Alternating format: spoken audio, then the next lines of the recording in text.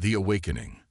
The message flashed across Ambassador Zara Chen's diplomatic console with an almost mocking cheerfulness that seemed entirely inappropriate for its content. "Congratulations," it read in perfectly translated Standard Galactic. "You have just initiated hostilities with the most dangerous species in the known universe."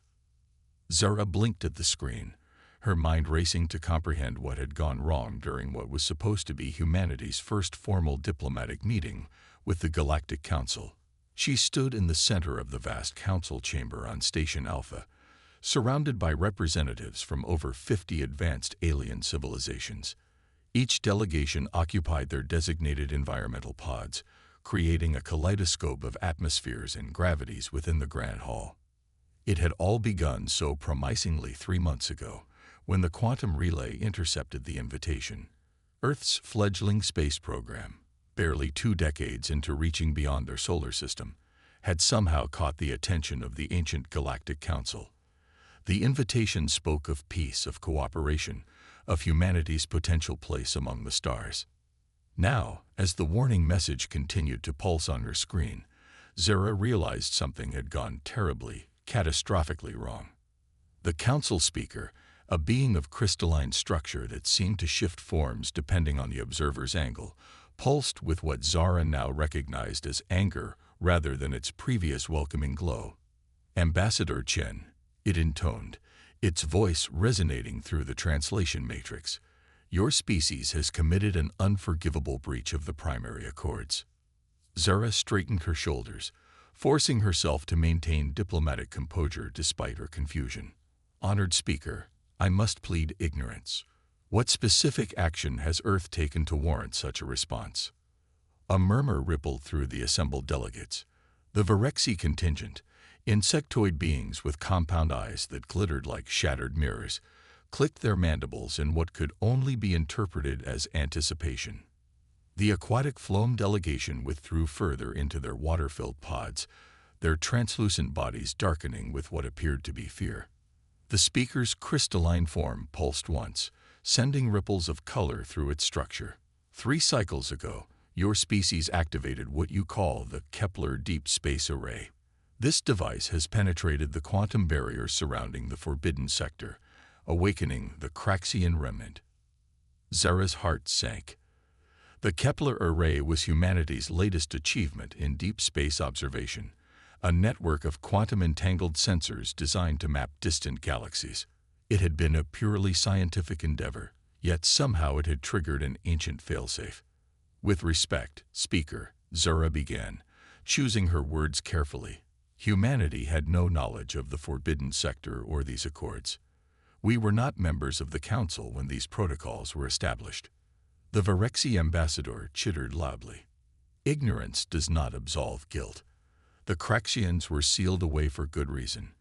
They are the devourers of worlds, the enders of civilizations. And now, thanks to your species' reckless curiosity, they stir once more." A new notification appeared on Zara's console. This one was different, not from the Council systems, but from Earth's quantum communication network. The message was brief. "Multiple anomalies detected at the edge of the Oort cloud. Signatures unknown. Please advise." The speaker's form shifted to a deep crimson. "It has already begun. The Craxians awaken, and according to the primary accords, the species responsible for their release must bear the consequences alone." Zara felt the weight of billions of lives pressing down on her shoulders. "What exactly are you saying?" The crystalline being's response was cold and final. "The Galactic Council hereby declares war on humanity. You will receive no aid. You will form no alliances. You will face the Craxians alone, as punishment for your transgression." The chamber erupted in a cacophony of alien languages, all translating to variations of approval or regret. But as Zara stood there, absorbing the magnitude of what had just occurred, something unexpected happened. The fear she expected to feel didn't materialize. Instead, a strange calm settled over her. She accessed her neural implant and began downloading everything the Council's database had on the Craxians. The images that flowed into her consciousness showed biomechanical horrors, creatures that seemed to be amalgamations of machine and organic matter, with technology far beyond anything in the Council's arsenal. Yet as she studied the data, patterns began to emerge. The Craxians, for all their power, operated on principles that seemed almost predictable. They were methodical, systematic, lacking the one quality that defined humanity's rise from the primordial soup of Earth: adaptability. A new message arrived from Earth Command. Ambassador Chen, we've analyzed the anomalies. They're replicating, but slowly. Estimate 2 weeks before they reach inhabited space. How should we proceed? Zara looked around the chamber at the assembled alien civilizations, beings who had achieved spaceflight while humans were still hunting with spears, yet who now cowered at the mere mention of the Craxians. These ancient races, with all their technology and wisdom, had chosen containment over confrontation, fear over understanding. In that moment, she understood why humanity had truly been invited to join the Council. It wasn't their technology or their potential for trade.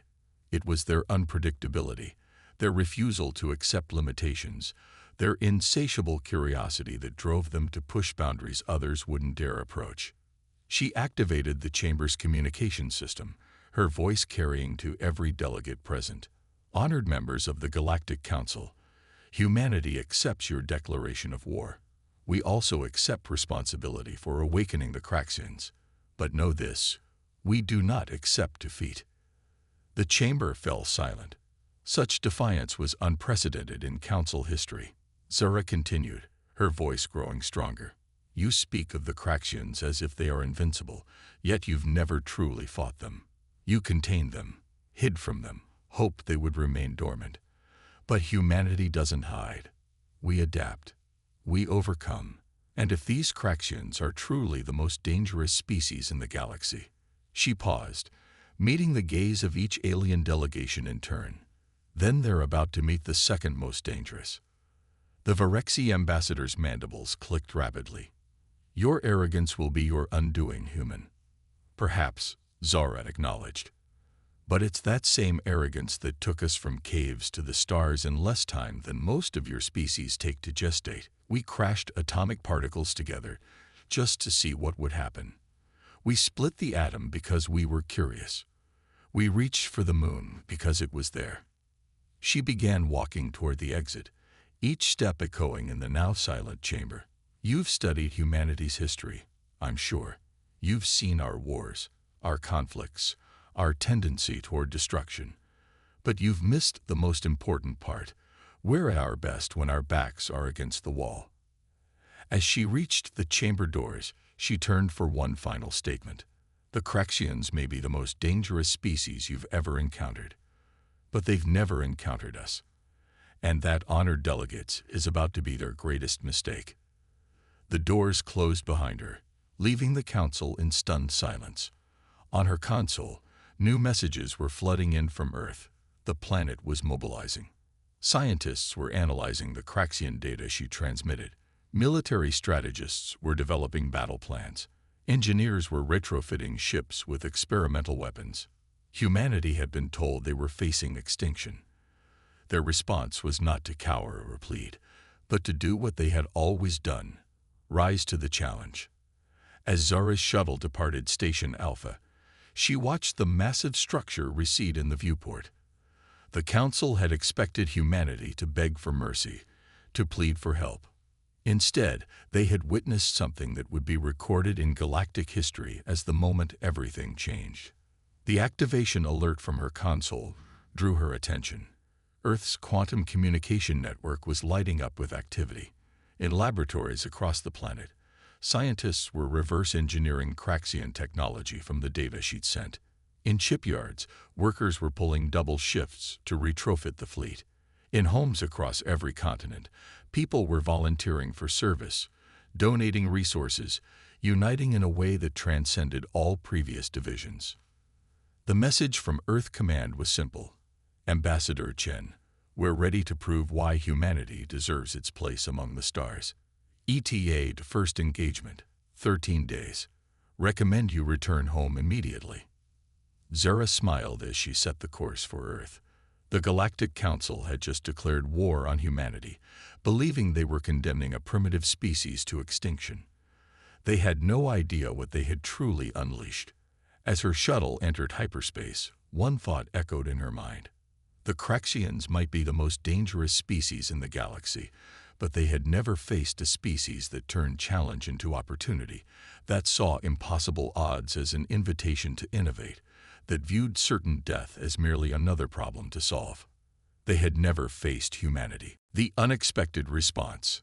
13 days. That's all the time humanity had to prepare for an enemy that had terrorized the galaxy for millennia. As Ambassador Zara Chen's shuttle touched down at the United Earth Defense Command headquarters in Geneva, she found a world transformed. The streets outside the facility bustled with a focused energy she'd never witnessed before. There were no riots, no mass panic, no societal collapse. Instead, humanity had done what it did best. It had unified in the face of existential threat. General Marcus Rodriguez met her at the landing pad, his weathered face set in grim determination. "Ambassador Chen, welcome back to Earth. I hope you're ready for what comes next." "What's our status, General?" Zara asked as they walked through the facility's reinforced corridors. "Better than anyone could have expected," Rodriguez replied. "The Craxian data you transmitted has been invaluable. Dr. Sarah Nakamura's team at CERN has already made breakthroughs in understanding their technology." They entered the war room, where a holographic display showed the approaching Craxian forces. The biomechanical horrors moved through space like a spreading infection, their ships, if they could be called that, appearing more like living organisms than constructed vessels. Dr. Nakamura, a slight woman with sharp eyes behind thick glasses, stood before the display. "Ambassador Chen, perfect timing. You need to see this." She manipulated the hologram, zooming in on a Craxian construct. The Council's data was incomplete, probably deliberately so. They wanted us to see the Craxians as unstoppable monsters. But look here. She highlighted what appeared to be a crystalline structure within the biomechanical mass. They're not purely organic or mechanical. They're quantum-based life forms using physical matter as a medium. Zara leaned forward. "What does that mean for us?" "It means," Dr. Nakamura smiled, "that we can fight them." The Council's conventional weapons were useless because they were attacking the physical manifestation, not the quantum core. But humans, we've been playing with quantum mechanics for decades. We understand it in ways the Council never bothered to explore. General Rodriguez added, "We've retrofitted our fleet with quantum destabilizers based on Dr. Nakamura's research. It's all theoretical, but it's our best shot." Zora finished. The room's atmosphere shifted as alarms began to sound.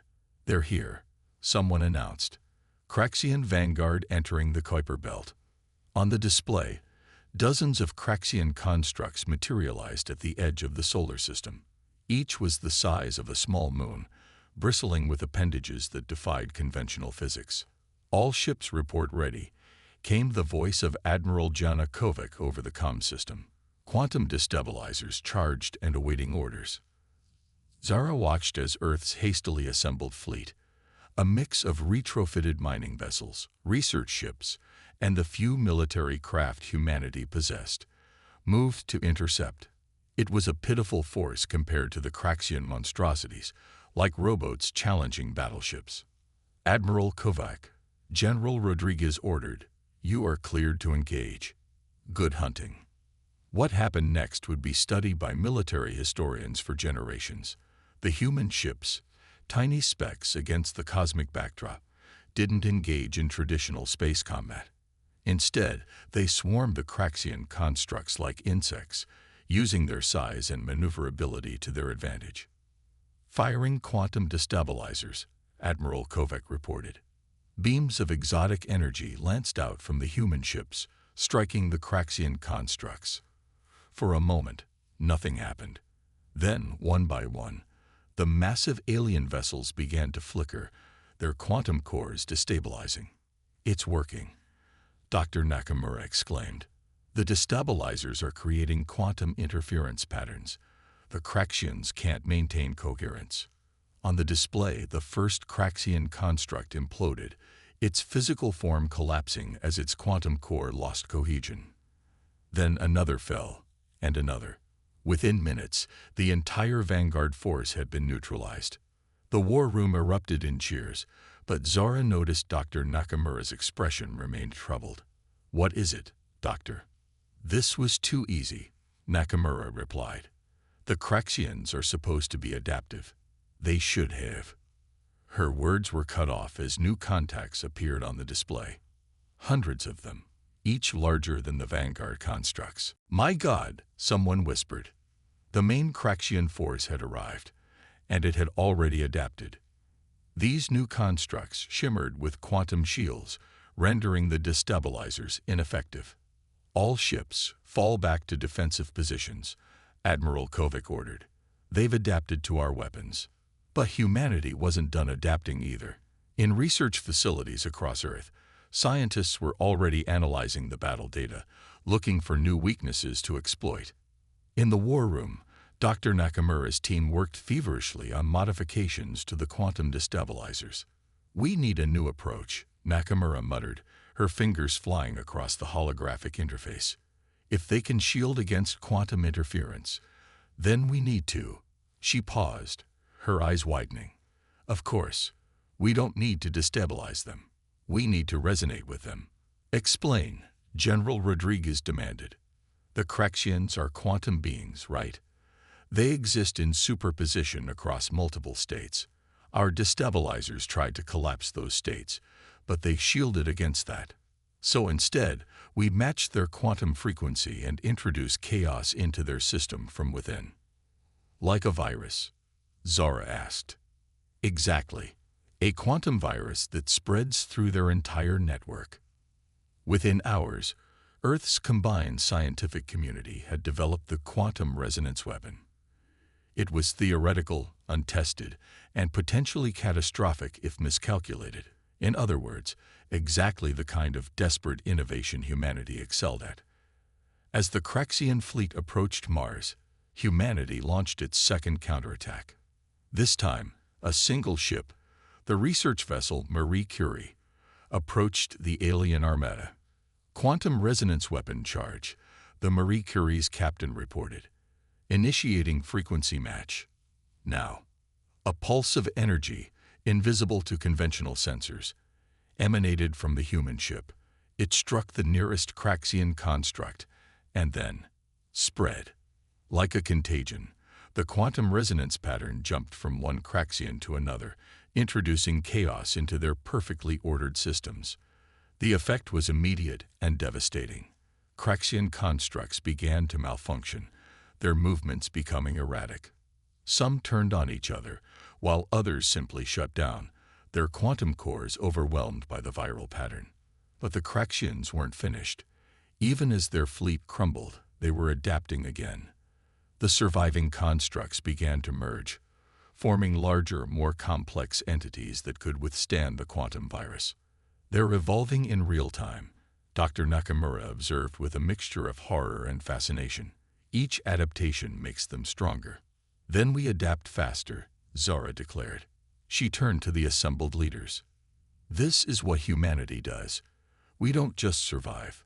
We thrive on challenge. Every time they adapt, we innovate. Every time they evolve, we revolutionize." Over the next 48 hours, the solar system became a laboratory of warfare evolution. The Craxians would adapt to each human weapon, only for humanity to develop something new. Quantum destabilizers gave way to resonance weapons, which evolved into probability manipulators, which transformed into reality anchors. With each exchange, both species pushed the boundaries of what was possible. The Craxians, for all their ancient power, had never encountered a species that could match their adaptability. Humanity, forced to compress centuries of technological development into days, was achieving breakthroughs that should have been impossible. The turning point came when a junior engineer named David Park proposed something radical. "What if we don't fight their adaptations? What if we make them adapt so fast they can't keep up? This led to the development of the Chaos Protocol, a constantly shifting array of attack patterns that forced the Craxians to adapt continuously, never allowing them to stabilize their forms. As the Craxian fleet approached Earth's orbit, humanity unleashed the Chaos Protocol. Thousands of ships, satellites, and ground-based installations began broadcasting randomized quantum patterns, each one forcing the Craxians to adapt in a different way. The alien constructs, overwhelmed by the need to simultaneously adapt to millions of different attack vectors, began to suffer from what Dr. Nakamura termed evolution fatigue. Their quantum cores, stressed beyond their limits, started to fail. In the war room, Zara watched as the tide of battle shifted decisively.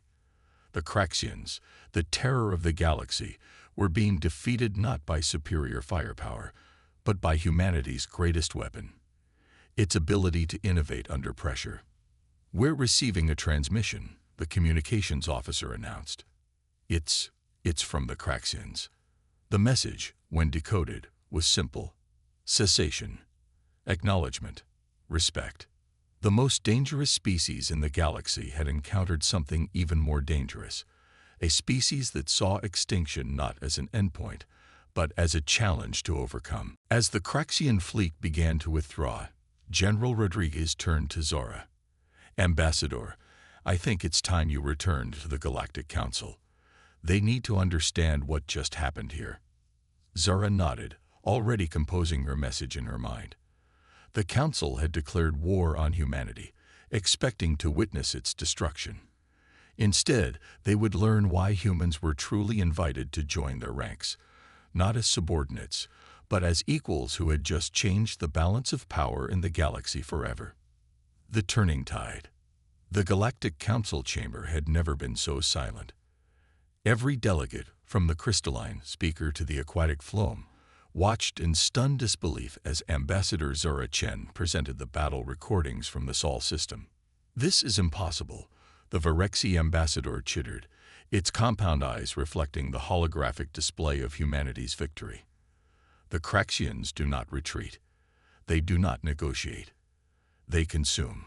Zara stood tall before the assembly, her bearing radiating the confidence of a species that had just achieved the unthinkable. "They do now," she replied simply. The recording showed the final phase of the battle, the moment when the Craxians, faced with humanity's relentless innovation, had chosen withdrawal over destruction. It was unprecedented in galactic history. The speaker's crystalline form pulsed with confused colors. "Ambassador Chen, the Council requires explanation. How did your species, barely capable of interstellar travel, defeat an enemy that has destroyed civilizations far more advanced than your own?" "With respect, Speaker, you're asking the wrong question," Zara responded. "The question isn't how we defeated them. The question is why you never could." She gestured to the holographic display, which now showed a comparative analysis. For millions of years, the Galactic Council has relied on technological superiority and established protocols. When faced with the Craxians, you chose containment because your methods of warfare were ineffective. But humans, we don't have established protocols. We improvise. The display shifted to show the evolution of human weapons during the 13-day conflict. Look at this progression. Quantum destabilizers to resonance weapons to probability manipulators to reality anchors to the Chaos Protocol. Each innovation built upon the last, developed in hours rather than centuries. This is what humans do. We adapt faster than our enemies can respond. The Phloem ambassador emerged slightly from its water-filled pod. "But the energy expenditure, the resource cost. Your species must have depleted itself in this effort." A smile played across Zora's lips. "On the contrary, the crisis unified us in ways peacetime never could. Our scientists collaborated across all boundaries. Our industries retooled overnight. Our people volunteered by the billions. We didn't deplete ourselves. We discovered capabilities we didn't know we had." She paused, letting her words sink in. "But there's something more important you need to understand. The Craxians didn't just retreat. They communicated. They expressed respect. This caused a stir among the delegates. The Craxians had never communicated with their victims before. 3 hours ago, Zara continued, we received a second transmission from the Craxian collective. They propose a ceasefire and wish to establish diplomatic relations. The chamber erupted in chaos. Such a thing was beyond comprehension for species that had lived in fear of the Craxians for eons. The speaker struggled to maintain order. Ambassador Chen, you cannot seriously consider. We already have, Zara interrupted. A delegation from Earth will meet with Craxian representatives in neutral space.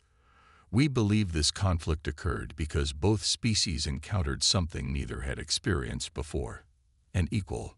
She activated a new hologram showing the latest analysis from Dr. Nakamura's team. The Craxians aren't monsters. They're quantum-based life forms that evolved in an environment of constant change. They adapt or die. For millions of years, they encountered only species that couldn't match their rate of adaptation. They had no concept of peers, only prey. Until they met us, she continued. Humans who turned adaptation into an art form, who saw their every evolution as a puzzle to solve, who met their quantum nature with quantum solutions. For the first time in their existence, the Craxians encountered a species that could not only match them, but potentially exceed them. The Virexi ambassador's mandibles clicked nervously. You speak of them as if they are people. They are, Zara affirmed. Different from us, certainly. Operating on principles we're only beginning to understand. But they are sentient beings who have shown they can choose paths other than destruction when presented with alternatives. She turned to address the entire council. This is what humanity brings to the galaxy. Not just our technology or our resources, but our perspective. We see possibilities where others see only threats. We find common ground where others see only conflict. The speaker's form shifted to contemplative blues and greens. Ambassador Chen, what you propose, it would overturn millions of years of established order. Yes, Zara agreed. It would. The question is, are you ready for that change? Before the speaker could respond, an alert chimed through the chamber. A new ship had entered the system, one that matched no known configuration. As the defensive systems activated, Zara raised her hand. Stand down, she commanded with surprising authority. That's the Craxian diplomatic envoy. The chamber's main display activated, showing a ship that seemed to exist in multiple states simultaneously, solid yet ethereal, mechanical yet organic. As it approached Station Alpha, it broadcast a message in perfect standard Galactic. We come in peace. We seek understanding. We acknowledge humanity as equals. For the first time in recorded history, a Craxian entered the Galactic Council chamber.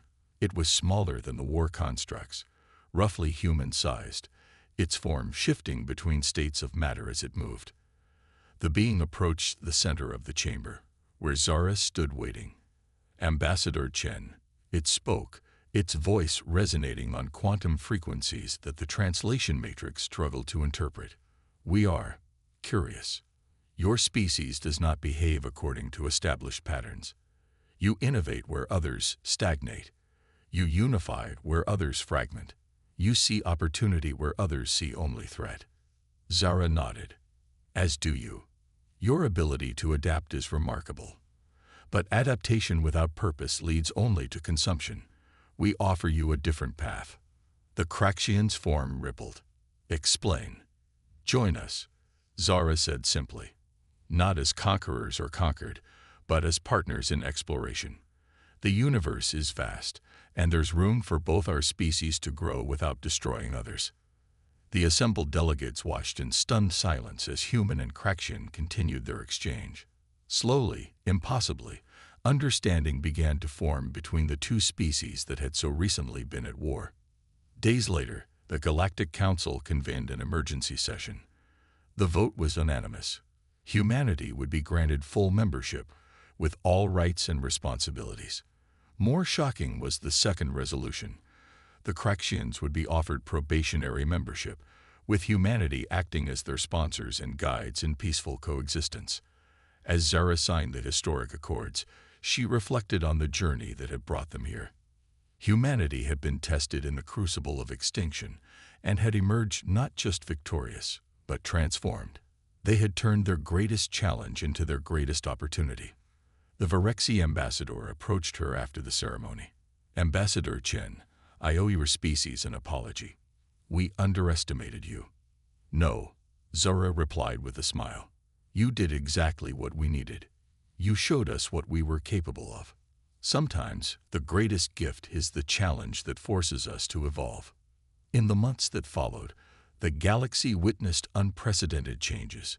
Human Craxian research teams made breakthroughs in quantum technology that revolutionized space travel. The combined adaptability of both species led to solutions for problems that had plagued the galaxy for millennia. The Galactic Council, forced to abandon its rigid protocols, became more dynamic and responsive. Other species, inspired by humanity's example, began to push their own boundaries, leading to a renaissance of innovation across known space. And at the center of it all was Earth, the small blue planet whose inhabitants had turned certain destruction into the catalyst for a new era of galactic cooperation. As Zara looked out at the stars from her office on Station Alpha, she smiled at the irony. The Council had declared war on humanity, calling them to face the most dangerous species in the galaxy. They had been right about one thing. The Craxians were incredibly dangerous, but they had been wrong about everything else. Because sometimes the most dangerous thing in the universe isn't the monster that destroys. Sometimes it's the species that sees the monster and asks, "Want to be friends?" The end.